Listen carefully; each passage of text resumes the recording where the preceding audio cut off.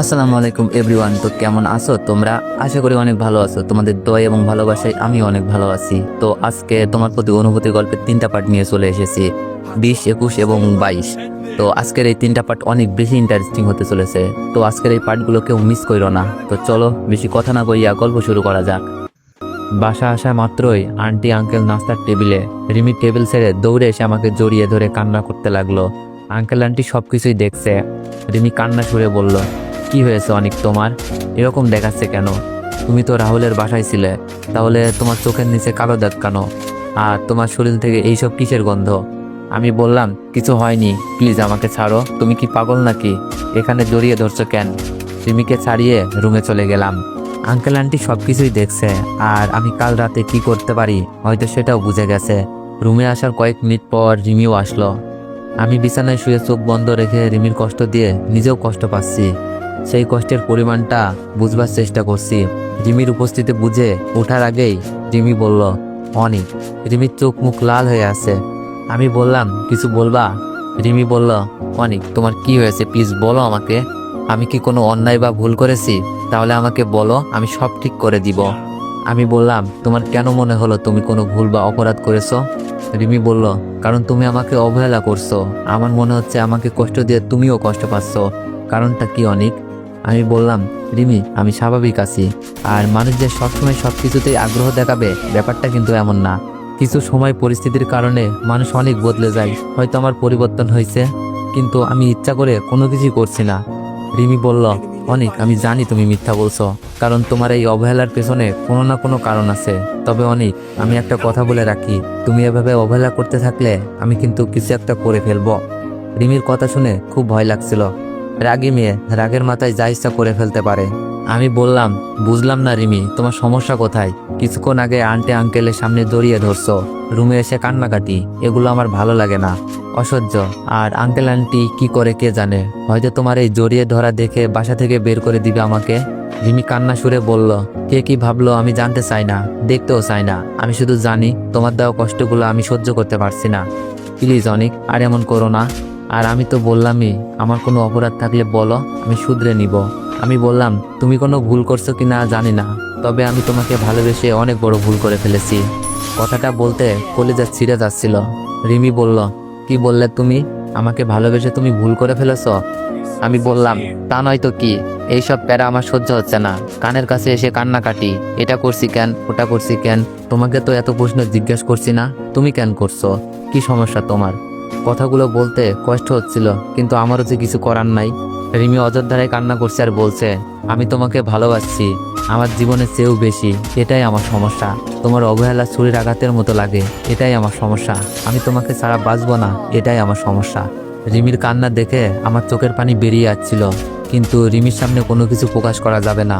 তাই বাহানা ধরে বললাম, ওকে তাহলে তুমি তোমার সমস্যা নিয়ে থাকো, আমি গেলাম। যাওয়ার সময় রিমির কান্না আরো বেড়ে যেতে দেখলাম। রুম থেকে বেরিয়ে এসে আঙ্কেল আন্টিকে কথা বলতে দেখলাম। আমি বললাম, আঙ্কেল একটা কথা ছিল।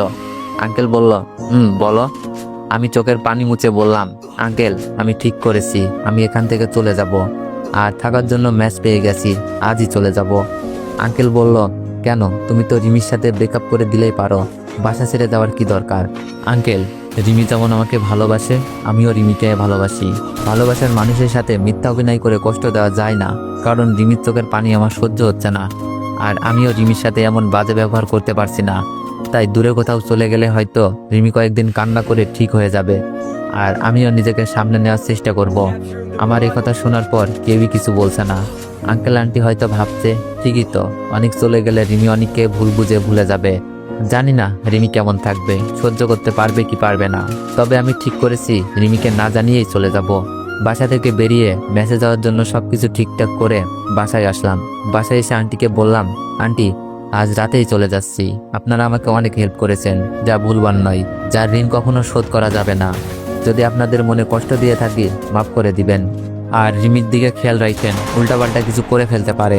আপনারা চাইলে আমাকে নানা অপবাদ দিতে পারেন, যেন রিমি আমাকে ঘৃণা করে, তাহলে রিমি স্বাভাবিক হয়ে যেতে পারে। আজ আঙ্কেল আন্টি কেউ কিছু বলছে না। রাতে রিমির জন্য একটা ছোট চিরকুট লিখে কাউকে না জানিয়ে বাসা থেকে বের হয়ে যায়। সাথে বই খাতা, জরুরি কাগজ, মোবাইলটাও রেখে গেছি। এটা রিমির দেওয়া ছিল। মোবাইলটা দিয়ে গেলাম। রিমি যেন ব্যাপারটা সত্যি ভাবে। কাগজে লেখা ছিল, রিমি আমাকে ক্ষমা করে দিও তোমার সরল মনের সাথে মিথ্যা অভিনয় করার জন্য।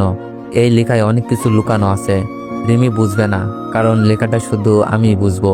আমি চোখের পানি মুছতে মুছতে মেসেজ চলে আসলাম। জানি না রিমি আমার চলে যাওয়ার খবর শুনে কি করে বসে। খুব ভয় হচ্ছে আর চিন্তাও হচ্ছে। আমি এখানে চলে আসাটা শুধু রাহুলই জানে। রাহুল আমাকে ম্যাচ খুঁজে দিতে সাহায্য করেছিল আর প্রমিস করেছিল রিমিকে বলবে না আমি যে এখানে আসি। আসলেই কি বেকার ছেলেদের প্রেম করতে পারে না? আসলেই ছেলেটা যতই ভালো আর সুন্দর হোক, আঙ্কেল আন্টির যতই পছন্দ হোক, কিন্তু ছেলেটা তো বেকার।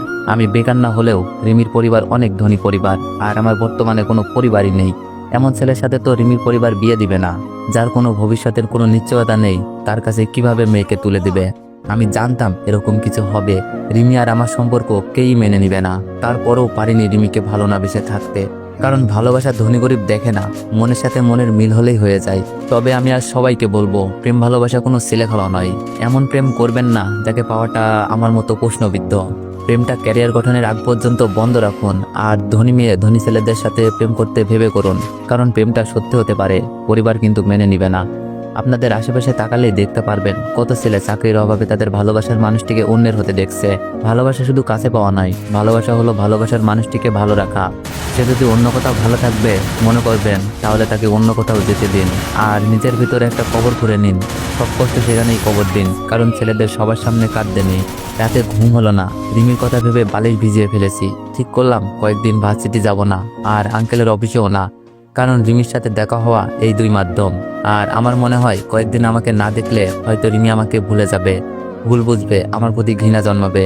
যেই রকম চিন্তা সেই রকম কাজ। 2 দিন হয়ে গেল ভার্সিটি অফিস কোথাও যায় না। রাহুলকে দেখছি খুব তাড়াহুড়ো করে আমার দিকে এগিয়ে আসছে। আমি বললাম, কি রে, কি হয়েছে, এত তাড়াহুড়ো করে কেন আসছিস? রাহুল বলল, অনেক তাড়াতাড়ি হাসপাতালে চল, কাল রাতে নাকি রিমি অনেকগুলো ঘুমের ওষুধ খেয়ে ফেলেছে। রাহুলের কথা শুনে বুক কাঁপতে লাগলো। আমি বললাম, কি বলিস এই সব? কোন হাসপাতালে? চল প্লিজ, আমার মাথা ঘুরছিল, রিমি যদি কিছু হয়ে যায়। রাহুল আমাকে হাসপাতালে নিয়ে গেল। আঙ্কেল আন্টির কেবিনে বাইরে বসা। আমি গিয়ে জিজ্ঞেস করলাম, কি হয়েছে আন্টি? রিমি নাকি ঘুমের ওষুধ খেয়ে ফেলেছে। আন্টি বলল, হ্যাঁ অনেক, তুমি চলে যাওয়ার পর 2 দিন খাওয়া দাওয়া করে নাই।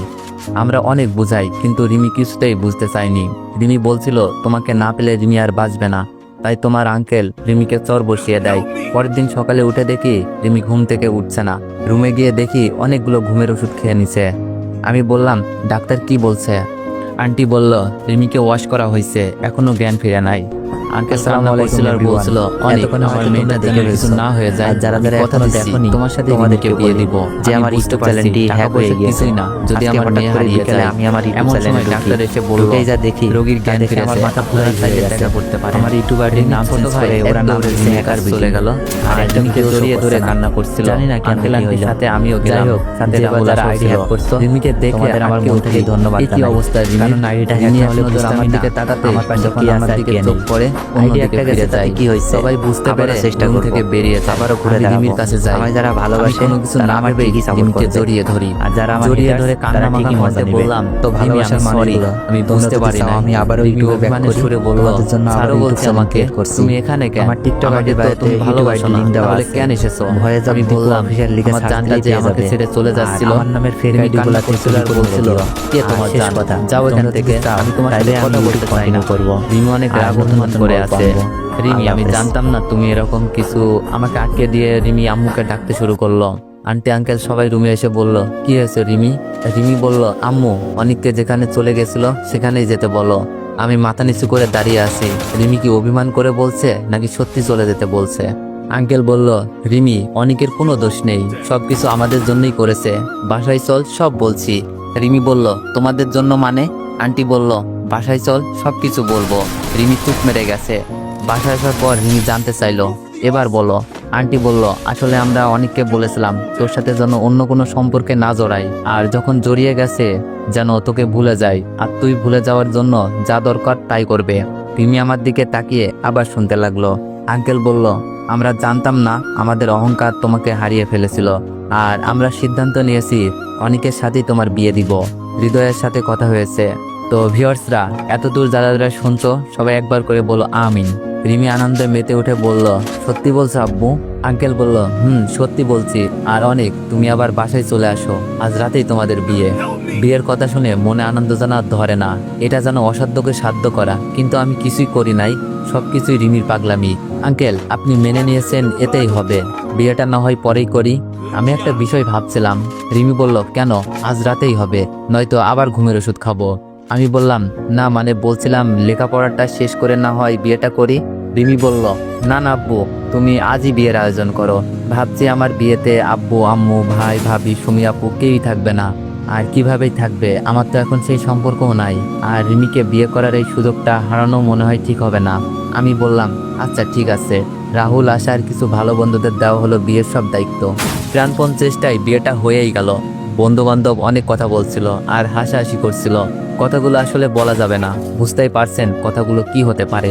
তবে আঙ্কেল আন্টির মুখে হাসি দেখে মন ভরে গেল, কারণ আঙ্কেল আন্টির মনে কষ্ট দিয়ে হয়তো কখনোই আমরা সুখী হতে পারতাম না। পাশের ঘর সাজিয়েছে বন্ধু বান্ধবগুলো, বসে বসে আড্ডা দিচ্ছে। কেউ কেউ কার্ড নিয়ে বসে পড়েছে। আজ নাকি কিছুই হবে না, আজ শুধু আড্ডা হবে। শালারা তো কখনো বিয়ে করে নাই, কেমনে বুঝবে আমাদের মনে কি চলছে। আমি বললাম, দোস্ত 1:30 বাজে, এবার তো যা। না বন্ধু, আজ কিছুই হবে না, তুমি চাইলেই শুরু করতে পারো না, আমরা এখানেই আছি, নয়তো আমাদের সাথে খেলতে আসো। রাহুলের সাথে আশা এবার সবাই সাই দিচ্ছে আর হাসাহাসি করছে। রিমি বলল, ওকে তোরা কার্ড খেল, আমরা লুডো খেলছি। আশা বলল, ওই দাঁড়া, আমিও খেলবো তোদের সাথে। রাহুল বলল, দাঁড়া আমিও আসছি। আমি বললাম, ওকে, খেলার আগে একটা শর্ত আছে, বলে নিই। কি শর্ত? আমি বললাম, আমরা জিতলে তোরা রুম থেকে বের হয়ে যাবি, আর তোরা জিতলে সারা রাত আড্ডা চলবে। আশা বলল, আচ্ছা ঠিক আছে, আমরা রাজি। আশাকে একটু আস্তে করে বললাম, আশা একটু বোঝার চেষ্টা কর, একটু কম করে খেলিস, রাহুলে তো ছাড় দিবে না। আশা বলল, আচ্ছা 500 দিতে হবে। আমি বললাম, কাল সকালে পেয়ে যাবি, প্রমিস। খেলা শুরু হলো। আমার খেলার বাজে অবস্থা, রিমি ভালোই খেলছে। সবসময় রিমি সবকিছুতে এগিয়ে থাকে, তা না হলে হয়তো আজ বিয়েটা করতে পারতাম না। আশাকে যা বলছি তাই করছে, তারপরও পেরে উঠতে পারছিলাম না। অন্য সবাই আকর্ষণ দিচ্ছে, সবাই আমাদের বিরুদ্ধে। যাক, আশার হেল্পের জন্য শেষ পর্যন্ত জয়ী হলাম। রিমি বলল, এবার রুম খালি করতে হবে, যাও। আশা বলল, যাচ্ছি। রুম খালি করে সবাই চলে গেল। রিমি বলল, আচ্ছা আশা তো বাজে কিভাবে খেললো? আমি বললাম, 500 টাকা ঘুষ ছিল। রিমি বলল, তাই, ভালো করেছো। আমি বললাম, রিমি বলল, তুমি দেখছো কিভাবে তোমাকে আমার করে নিলাম? আমি বললাম, আঙ্কেল আন্টি না চাইলে কখনোই সম্ভব হতো না। রিমি বলল, তুমি জানো আমি এত ঘুমের ওষুধ খাইনি, 2টা খেয়েছিলাম, বাকিগুলো বাইরে ফেলে দিচ্ছি। আমি অবাক হয়ে বললাম, 2টা খেয়ে এই অবস্থা? রিমি বলল, না, আমি অভিনয় করছিলাম। অভিনয়? তোমার সাথে আব্বু আম্মুর সব কথাই আমি শুনেছিলাম, তারপর থেকে তোমার অবহেলা শুরু। তুমি অভিনয় করছো, তারপরেও খুব কষ্ট পেতাম, তাই আমি ইচ্ছা করেই আব্বু আম্মুর সামনে তোমাকে জড়িয়ে নিই, যেন আব্বু আমার পাগলামি দেখে। আর তুমি চলে যাওয়ার পর রাহুল আমাকে সবই জানায়, আর আমাকে ঘুমের ওষুধের অভিনয় করতে বলে। সব শেষ, কাজে লাগলো। রিমির কথা শুনে আমি তো অবাক, অভিনয় কি আমি করতে পারি? রিমি তো আমাকে ছেড়ে গেছে। আমি বললাম, তুমি তো আমাকে অভিনয়ে হার মানিয়ে দিয়েছো। রিমি বলল, 2:30 বাজে, কথাই বলবে? আমি বললাম, কেন, কি করব? রিমি বলল, কেন জানো না? আমি বললাম, না, তুমি জানিয়ে দাও। রিমি বলল, তুমি কিন্তু অনেক দুষ্ট আছো। তো এভরিওয়ান, আচ্ছা এটুকুই রাখা যাক, আর গভীরে যাওয়ার দরকার নেই, কিছু কথা গোপনেই থাক। সকালে ঘুম থেকে উঠে দেখি কিছু একটা বুকের মাঝে মিশে আছে, দেখতে দারুণ লাগছে, ইচ্ছে হচ্ছে এভাবেই দেখে যাই, কিন্তু চাপ নিতে পারছি না, আমার যে বাথরুমে যাওয়া লাগবে। রিমি, এই রিমি ওঠো। রিমির মুখের সামনে চুলগুলো সরিয়ে দিয়ে বললাম। রিমি ঘুমের মধ্যেই বলল, না, আমার খুব ঘুম পাচ্ছে, ডেকো না প্লিজ। আমি বললাম, এরকম বুকের উপর শুয়ে থাকলে ঘুম তো পাবেই, কিন্তু বুকটা যে একটা মানুষের, আর সেই মানুষটা যে ওয়াশরুমে যাবে। রিমি বলল, ওয়াশরুমে যাওয়া লাগবে না, আমার ঘুম ভেঙে যাবে। বলে কি মাইয়া, এই দিক দিয়ে আমার তো 13টা বাজতে শুরু করে দিছে। আমি বললাম, এই বুকটা তো তুমি দখল করে নিছো, আর এটা এখন থেকে তোমারই, এখন আমার যেতে হবে, প্লিজ ছাড়ো। আমি আর নিতে পারছিলাম না। আমি আর না পেরে রিমিকে সরিয়ে ওয়াশরুমের দৌড়। ফ্রেশ হয়ে রুমে এসে দেখি মহারানী মুখ ফুলিয়ে বসে আছে। মজা করে বললাম, কি ব্যাপার রিমি, মন খারাপ? রিমি বলল, কুত্তা, তুই আমার স্বপ্নটা নষ্ট করে দিছিস, কত সুন্দর স্বপ্ন দেখছিলাম। রিমির মুখে তুই শুনে আমি তো অবাক হয়ে রিমির দিকে তাকিয়ে রইলাম। রিমি, তুমি কি বলছো, আবার বলো তো। ভাবছি হয়তো এখনো ঘুমের ঘর কাটে নাই, উল্টাপাল্টা বলছে। রিমি বলল, কি বলবো, কত সুন্দর স্বপ্ন ছিল। রিমি দেখি কাঁদতে শুরু করে দিছে। এটা কি হচ্ছে, ঘুম থেকে উঠেই কান্না করছে নাকি স্বপ্নের জন্য? এভাবে কথায় কথায় কাঁদলে আমি তো শেষ। শুনেছি বিয়ের পর নাকি বইয়েরা সরকার হয়, আমার জন্য যেন এটা প্রযোজ্য না হয়। আস্তে করে বললাম, কি স্বপ্ন দেখছো রিমি? রিমি অভিমানের সুরে বলল, স্বপ্ন দেখছিলাম আমার একটা কিউট মেয়ে বেবি হয়েছে। আমি অনেক আদর করছিলাম, কিন্তু বেবিটা কান্না করছিল। তুমি আমার স্বপ্ন নষ্ট করে দিছো। আমার বেবিটা মনে হয় এখনো কান্না করছে। আমি বললাম, অনেক ভালো লাগতেছে, কাল বিয়ে হলো মাত্র, তেমন কিছুই হয় নাই, আর তুমি স্বপ্নে মেয়ে বেবিও দেখে নিয়েছো। কান্না থামানোর আগেই ঘুম ভেঙে গেছে, তাই এখন বসে কান্না করছো?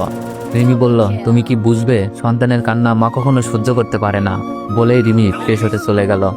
আমি তো অবাক হয়ে তাকিয়ে আছি রিমি চলে যাওয়ার দিকে। আর রিমির কথাগুলোতে হাসা উচিত নাকি কান্না করা বুঝতে পারছি না। যে মেয়েটাকে তার মা বাবা সামলাতে হয়, সেই মেয়েটা বলে কিনা সন্তানের কান্না মা কখনো সহ্য করতে পারে না।